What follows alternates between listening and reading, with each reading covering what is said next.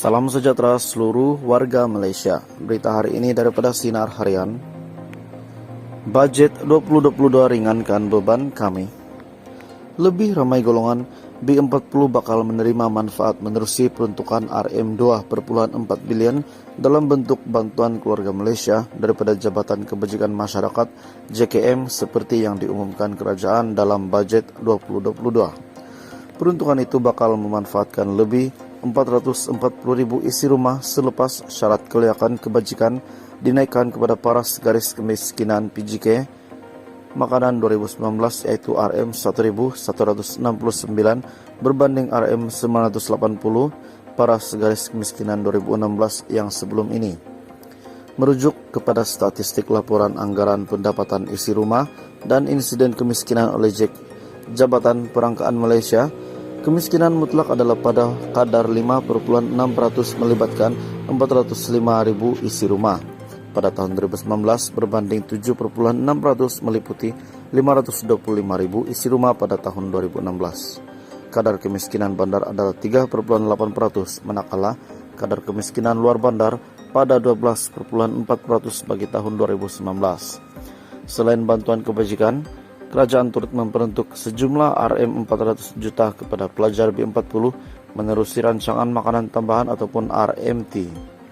Ia bertujuan bagi memastikan pelajar daripada keluarga berpendapatan rendah mendapat kandungan khasiat harian untuk pertumbuhan fisikal dan mental yang menyeluruh. Pada 20 Januari tahun lalu, seramai 4,000 pelajar melibatkan 100 sebuah sekolah di seluruh negara terpilih sebagai peserta program penambah baikan RMT. Rata-rata golongan B40 yang pernah menerima bantuan sara hidup BSH dan bantuan khas COVID-19 BKC menyifatkan bantuan tunai yang diterima sebelum ini meringankan beban yang ditanggung.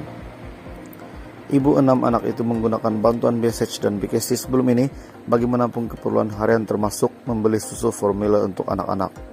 Saya juga menggunakan uang BSH dan BKC untuk membeli telepon terpakai sebagai persediaan pengajaran dan pembelajaran di rumah ataupun PDPR.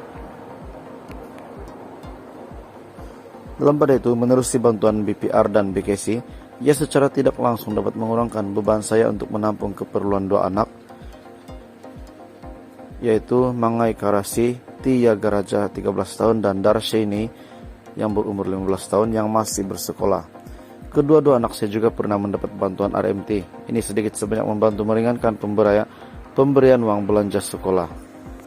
Ditanya mengenai kegunaan uang yang dibelanjakan menerusi BPR dan BKC, Prema juga memberitahu ia digunakan untuk membayar sewa rumah, bil utilities selain membeli barangan keperluan asas. Dalam pada itu, infografik bantuan keluarga Malaysia RM8.2 bilion, bantuan kebajikan JKM RM2.4 bilion, manfaat lebih 400 kepada 440,000 isi rumah, dan kumpulan sasar adalah bantuan kanak-kanak, bantuan warga emas, bantuan OKU, tidak bekerja, dan bantuan persekutuan.